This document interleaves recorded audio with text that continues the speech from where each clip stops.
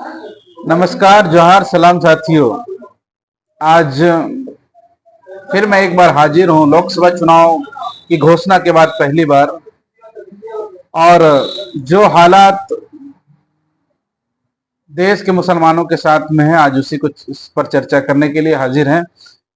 क्योंकि जिस तरह से घोषणा के बाद अब तक जो स्थिति बनी हुई है, लोकसभा की जो अनाउंसमेंट हो चुकी है, उसके बाद से झारखंड में 14 सीटें हैं, जहां पर अब तक एक भी सीटों के लिए हमें नहीं लग रहा है, आसार भी नहीं बन रहा है कि किसी भी सीट पर मुसलमानों को प्रत्याशी के रूप में उतारा जा सकता है। और जबकि मुसलमानों की जो स्थिति है, आबादी है, उसके हिसाब से कम 2 सीटों पर मुसलमान दावेदारी में था और उन्हें मौका मिलना चाहिए था। लेकिन इन सब के बावजूद मुसलमानों की जो अपनी हालात है और जो राजनीतिक पहुंच और पकड़ है, उसके हिसाब से मुसलमानों को एक भी टिकट नहीं दिया गया है।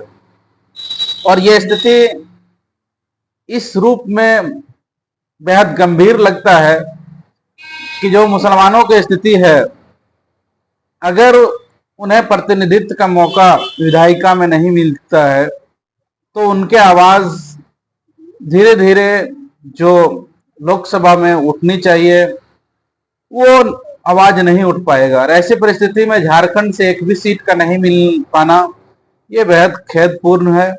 जबकि मुसलमानों की स्थिति अगर संख्या अनुपात में लोकसभा वार देखा जाए, तो अगर हम अपने लोकसभा पर बात करें तो कोडरमा लोकसभा में लगभग 20.5% मुसलमानों की आबादी है। और इतने आबादी रहने के बावजूद भी मुसलमानों को यहाँ पर प्रतिनिधित्व का मौका नहीं मिला।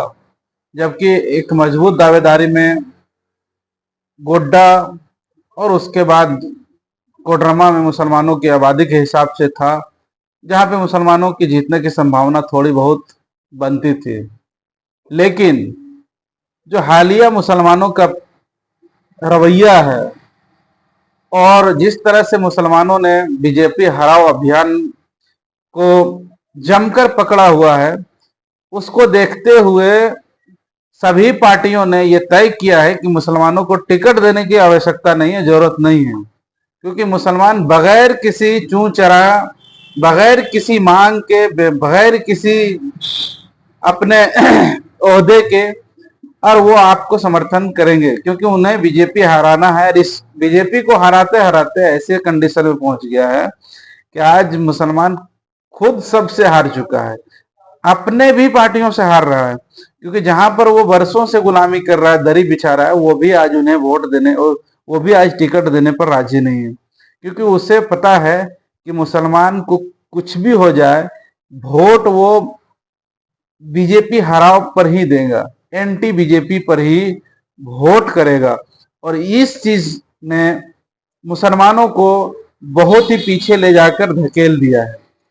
जबकि दोस्तों, आपको मैं बता देना चाहता हूं कि कोडरमा लोकसभा 19 में एक तरफ बीजेपी से प्रत्याशी थे अन्नपूर्णा देवी और दूसरे तरफ से महागठबंधन के उम्मीदवार, लोकप्रिय कहे जाने वाले, अपने आप को खुद में लोकप्रिय कहने वाले जेवीएम के संस्थापक बाबूलाल मरांडी खुद थे। जबकि तीसरे कैंडिडेट, मजबूत कैंडिडेट के तौर पर राजकुमार यादव जी भाकपा माले से समर्थित कैंडिडेट थे। और उसके परिणाम को अगर आप लोग गौर से देखेंगे तो आप आश्चर्य करेंगे कि मुसलमानों के अलावा महागठबंधन और बीजेपी के अलावा दूसरे पार्टी को, बीजेपी को छोड़कर दूसरे पार्टी को सिर्फ मुसलमानों का वोट मिलता है। कोडरमा में मैंने बताया कि 20%, 20.5% की आबादी मुसलमानों की है। जो वोट है 20% वोट मुसलमानों की है। कुल वोट 18 लाख, 2019 में 18 लाख से ऊपर का वोट था। 12 लाख से ऊपर यहां पर पोलिंग हुई थे और उसमें 63.9, लगभग 64% वोट अकेले अन्नपूर्णा देवी को आया था। 7,53,000 प्लस वोट अन्नपूर्णा देवी जी को मिला था। दूसरे नंबर पर रहने वाले प्रत्याशी जो जेवीएम, कांग्रेस, आरजेडी, झामुमो, ये सभी पार्टियों ने मिलकर लड़ा था। उसके बावजूद उससे जो वोट मिला था वो 2,97,000 प्लस वोट था। जो वोट परसेंट के हिसाब से अगर देखा जाए तो 25.4% होता है। और तीसरे नंबर पर राजकुमार यादव जी को 68,200 समथिंग वोट प्लस वोट प्राप्त हुआ था। जो वोट परसेंटेज के हिसाब से देखा जाए तो 5.80% वोट होता है।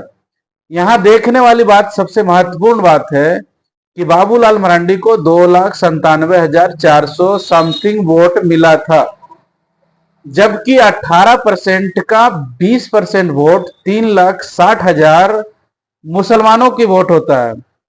और उसमें अगर आप कैलकुलेशन करके आएंगे 60%, 66% के लगभग पोलिंग हुआ था, तो लगभग 2 लाख वोट, 2 लाख से ऊपर वोट, 3,80,000, और इसको अगर 60% में देखेंगे तो लगभग 2,40,000 वोट के आसपास पोलिंग मुसलमानों की हुई थी। अब मुसलमानों की पोलिंग उतना हुआ है, अब उस हिसाब से आप नीचे जाकर देखेंगे तो लगभग मान लेते हैं हम 2-3 और उम्मीदवार था जिसे वोट मुसलमानों ने दिया होगा। 10 समथिंग महबूब आलम करके एक मुसलमान कैंडिडेट था, उसे 10,000 के लमसम में वोट मिला, 9400 कुछ वोट मिला है। तो वो उसमें आप माइनस कर दीजिए, क्योंकि वो उसको दूसरे लोग वोट नहीं दिए होंगे निश्चित तौर पे। राजकुमार यादव जी को भी मैं मान लेता हूँ कि आधा आधी वोट मुसलमानों को मिला होगा, 35,000 वोट मुसलमानों ने दिया होगा। ये दोनों मिलाकर 45,000 समथिंग 50,000 जाता है, 1,90,000 वोट बचता है। यानी कि 1,90,000 वोट मुसलमानों ने बाबूलाल मरांडी को दिया था, और टोटल वोट 2,97,000 आया था। और अगर परसेंटेज के हिसाब से देखें तो 25.4% वोट आया था, जिसमें 20.5 पॉइंट मुसलमानों का वोट है। मतलब 4.5% 5% वोट ये लोग दूसरे तरफ से लाते हैं। और ऐसी स्थिति में भी ये लोग मुसलमानों को टिकट नहीं देना चाहते, और मुसलमान भी इतना बेवकूफ है कि अपना वोट भी दूसरे को ही हमेशा देना चाहते हैं, जबकि इसी का वोट से वो एक नेता बनकर बैठा हुआ है, वो दूसरे नंबर का नेता कहलाता है। वो जहां भी जाता है उसको ये कहा जाता है कि लोकसभा में रनर कैंडिडेट है, जबकि वही वोट अगर खुद अपने आप को दे दे तो कम से कम रनर कैंडिडेट के रूप में कहीं भी जाएंगे तो उससे पहचान मिलेगा कि ये दूसरे नंबर पर कैंडिडेट रहा था। ये मुसलमानों के आज के हालात है। तो मुसलमान खुद के लिए बहुत बड़ा दोषी है कि इस तरह से वो अपने आप में पूरी तरीके से दूसरे पार्टियों पर निर्भर हो चुका है, चाहे वो उसे टिकट दे, भागीदारी दे या ना दे। अभी सिर्फ यही नहीं है, एक 14 विधानसभा के अलावा एक उपचुनाव विधानसभा का भी हो रहा है, जो कि गांडे विधानसभा सरफराज अहमद के इस्तीफे के बाद खाली हुई थी। अफसोस की बात है कि एक गांडे, जो कि मुस्लिमों बहुल इलाका कहा जाता है, जहां से मुसलमान हमेशा प्रतिनिधित्व का मौका मिलता है, जीतने के चांस रहता है, उसे भी एक छीन लिया गया है। तो इस तरह से समझ में आना चाहिए कि मुसलमानों को मतलब पार्टियों ने, चाहे वो जेएमएम हो, कांग्रेस हो, आरजेडी हो, इन लोगों ने ये समझ लिया कि इसका सिर्फ वोट लेना है, हम इसके अलावा इन लोगों के साथ में किसी तरह का न्यायपूर्ण जो रवैया रहता है वो भी नहीं रखना है। क्यों न्यायपूर्ण रवैया का रखने का मतलब है कि 1-2 सीटों पर लड़ने के लिए भी प्रतिनिधित्व का भी मौका मिलना चाहिए।